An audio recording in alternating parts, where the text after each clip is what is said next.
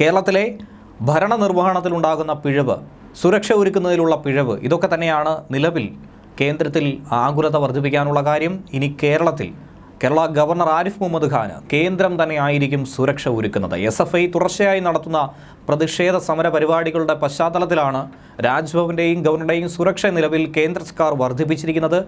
മണിക്കൂറുകൾക്കുള്ളിൽ തന്നെയാണ്, വളരെ പെട്ടെന്ന് തന്നെയാണ് ഈ തീരുമാനം കൈക്കൊണ്ടിരിക്കുന്നത്. രാജ്യത്ത് SPG കഴിഞ്ഞാൽ പിന്നെ ഏറ്റവും ഉയർന്ന സുരക്ഷ നൽകുന്ന രീതിയിൽ Z+ കാറ്റഗറി CRPF സുരക്ഷയാണ് കേന്ദ്രം ഗവർണർക്ക് വേണ്ടി ഒരുക്കിയിരിക്കുന്നത്. 55-ലധികം സുരക്ഷാ ഉദ്യോഗസ്ഥർ തന്നെയായിരിക്കും ഉണ്ടാകുന്നത്. ബുള്ളറ്റ് പ്രൂഫ് കാർ അടക്കം, എസ്കോട്ട് അടക്കം നൽകുന്ന രീതിയിലുള്ള ഒരു തീരുമാനം തന്നെയാണ് കേന്ദ്ര ആഭ്യന്തര മന്ത്രാലയം കൈക്കൊണ്ടിരിക്കുന്നത്. നിലവിൽ രാജ്ഭവനെ ഇക്കാര്യം അറിയിച്ചിട്ടുണ്ട്. രാജ്ഭവൻ ഇക്കാര്യം X പ്ലാറ്റ്ഫോമിലൂടെ പങ്കുവച്ചിട്ടുണ്ട്.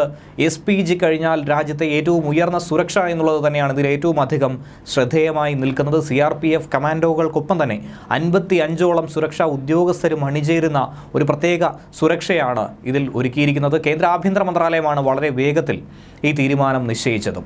കേരളത്തിൽ നിലവിൽ മുഖ്യമന്ത്രിക്ക് മാത്രമായിരുന്നു Z+ കാറ്റഗറി സുരക്ഷ ഉണ്ടായിരുന്നത്. ഇത് ഗവർണർക്ക് കൂടി ഇപ്പോൾ കർശനമായി ബാധകമാക്കിയിരിക്കുകയാണ്. പുതിയ നിർദ്ദേശപ്രകാരം ഗവർണറുടെ സുരക്ഷ കേന്ദ്ര സുരക്ഷാ ഏജൻസിയായ CRPFന് പോലീസ് കൈമാറും.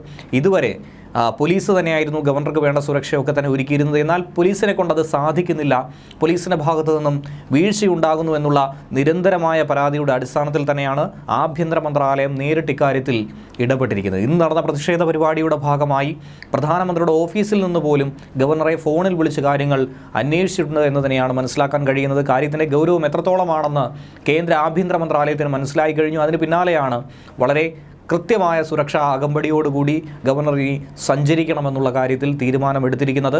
കേന്ദ്ര ആഭ്യന്തരമന്ത്രി അമിത്ഷായും ഗവർണറെ കാര്യങ്ങൾ വിളിച്ച് തിരക്കിയിട്ടുണ്ട് എന്നുള്ള വിവരം പുറത്തു വരുന്നുണ്ട്.